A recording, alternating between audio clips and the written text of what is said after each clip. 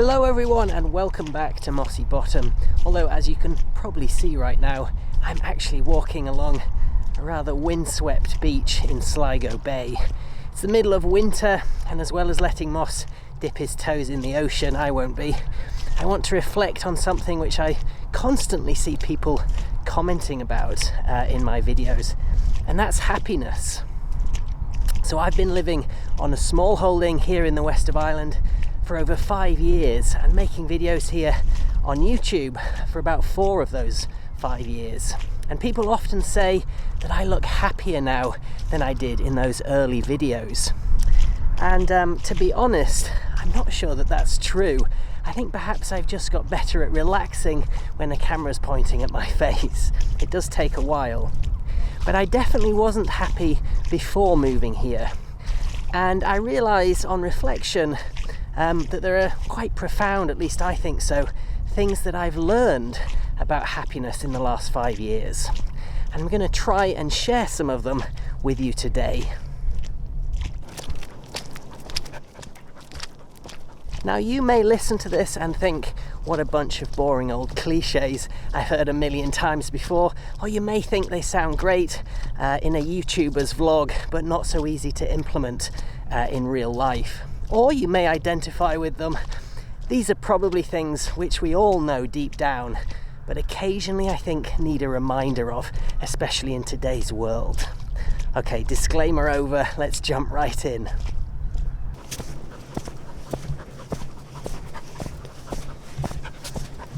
So the first thing I want to talk about is ambition. And I'm going to say something which I don't think we're really supposed to say. But this is a realization which, above anything else, the last 5 years, growing food, keeping animals, and living a simple life has really taught me. And it's that ambition for the sake of success and accomplishment can make it very hard to find happiness. We live in a world which increasingly is about idolizing heroes and telling young people that they should aspire to be special, to stand out. But the happiest people that I know in this world are the ones who are quite content to slip under the radar, I suppose, and to live very ordinary, simple lives, everyday lives, doing very ordinary, everyday things. And looking back at my own career and life before moving here, I was far less happy pursuing money and career success than I am now, growing potatoes and walking my dog. Success, I think, is addictive, and accomplishment is addictive, which is probably where ambition comes from. But if you live your life focused on ticking those boxes, career, partner, house, wealth, then I think you forget to relish the simple things which are fulfilling. So I think my time here has taught me to keep my ambition in check. To dream bigger and better is fun at times, but happiness, I think, exists in the present, not in the future. This video is sponsored by NordVPN, and one of the lovely side effects of making videos for YouTube is that I get to promote services which I personally use and want to support.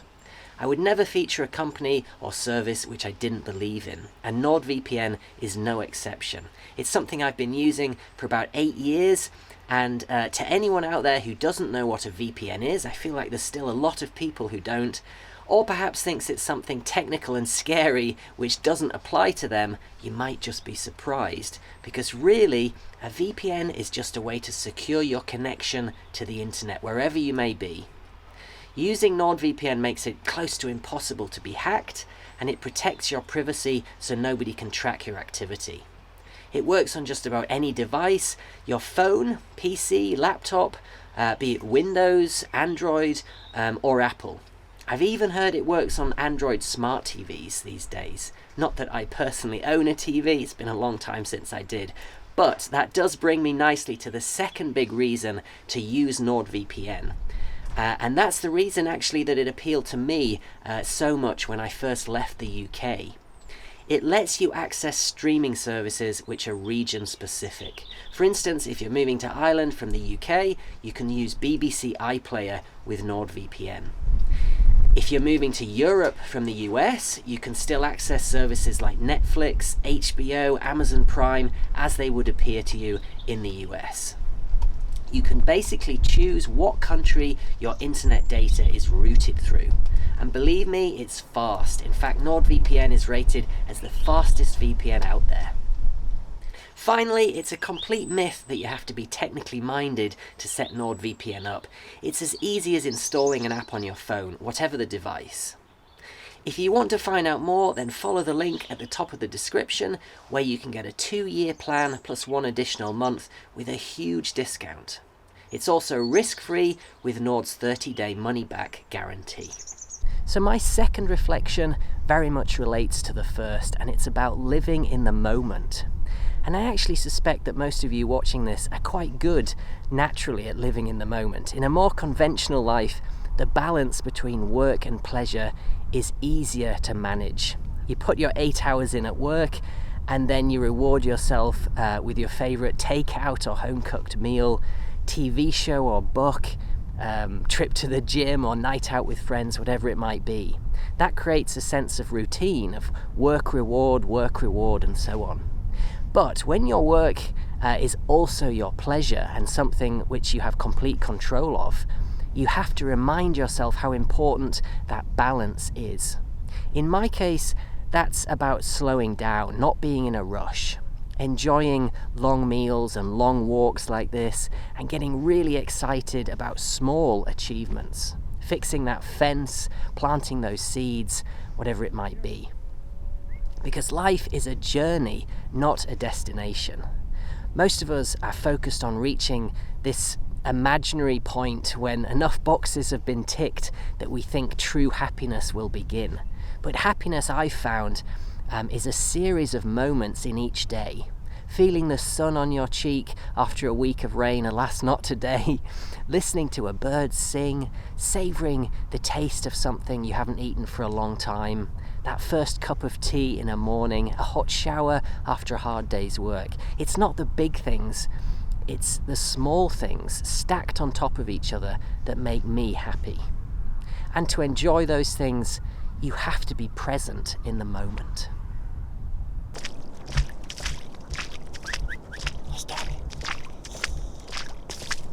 Good boy, Moss. Good boy. So my third reflection is about physical activity. And I used to believe that physical activity was just a way to keep my body fit and healthy. Or to pursue an activity which I found enjoyable. I used to be an avid rock climber, as I've mentioned before. But since moving here, I've realised that it goes way beyond that. Physical activity, for me at least, and I suspect this is true of others, I've realised is the single best way to keep my mind healthy. It is meditation in its purest form. And living on a small holding as I do, physical work is obviously a huge part of my life, be it gardening, animal care, building, or even just going for walks like this. Because a walk is all it really takes to unlock my mind. It's freeing.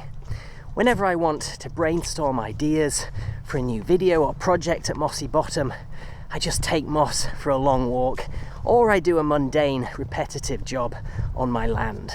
The act of repetitive physical movement just makes my brain work in a way that sitting down never does.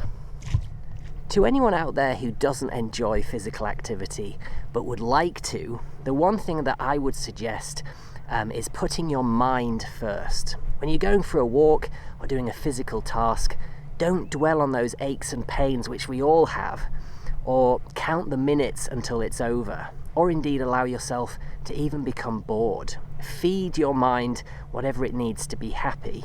And for some people that's music or podcasts.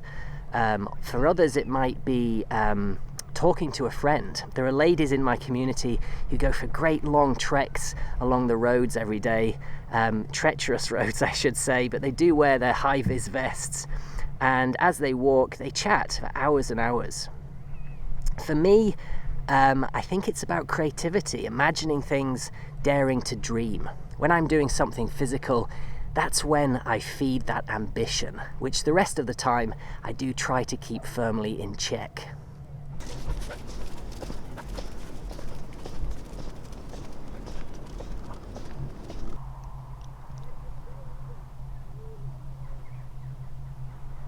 My next reflection is an aspect of my personality which I'm actually very proud of and have been able to nurture over the last 5 years or so, living on a small holding. But it's also something which I think, more than almost anything else, I see other people struggling with, and that's being solution-focused.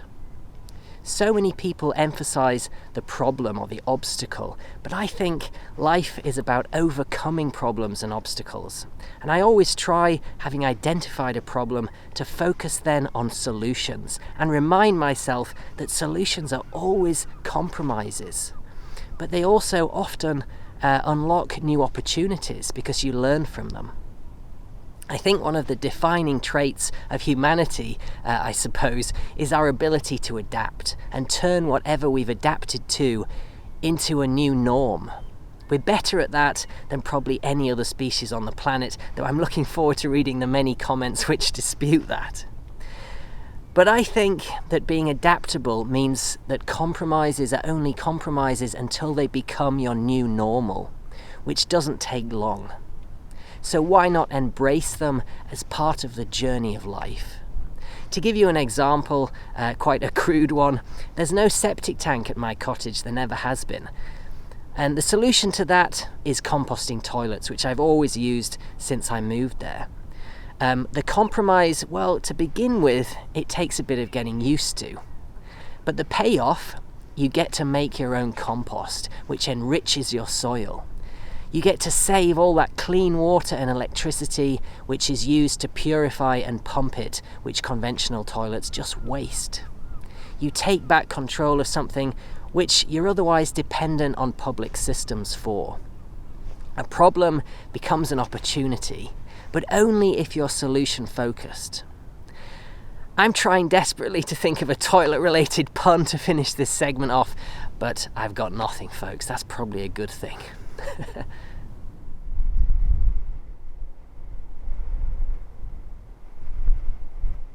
My final reflection is something which I say constantly in videos, and I think when it comes to happiness, this is the most important choice which I made.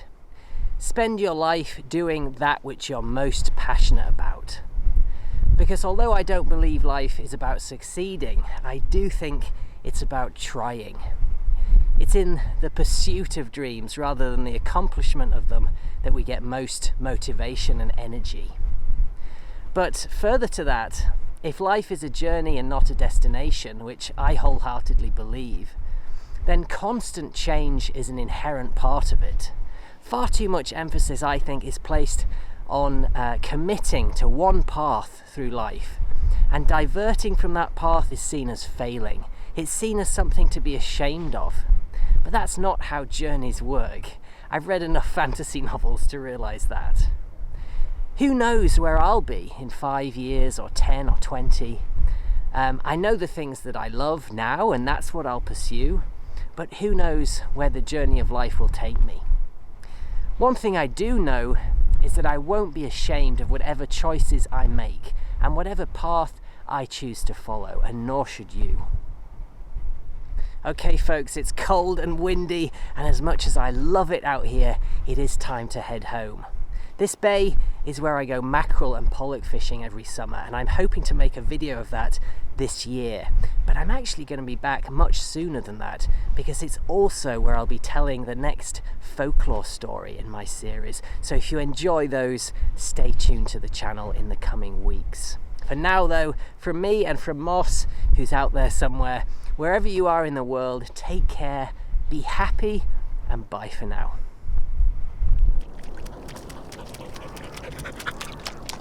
Good boy, good dog.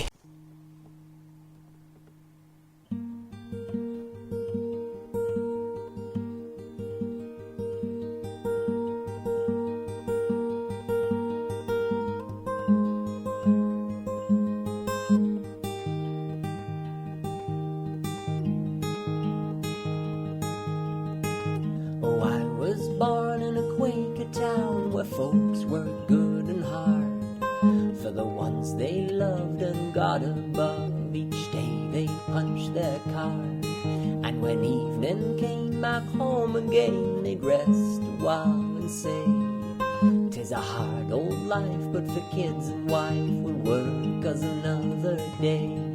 When the sun rose low, back to work they'd go, singing on their way. Oh, for job and home to call our own, we'll work as another day. Oh,